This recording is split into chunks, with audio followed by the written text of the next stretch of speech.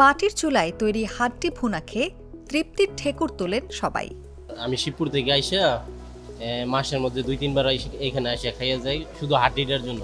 এখানে যে হাড্ডিটা দেওয়া হয় এই হাড্ডিটা খাবারের মতনই পুরাটাই খাওয়া যায়। হোটেলটিতে বাটা মশলা দিয়ে রান্না করেন গ্রামের নারীরা। তাদের সাথে কাজ করেন কাশেম মিয়া।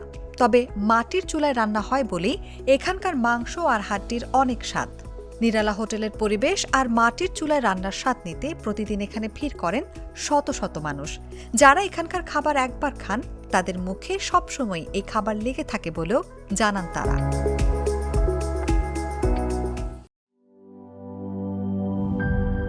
জীবনের সাথে চলে high five all time healthy life.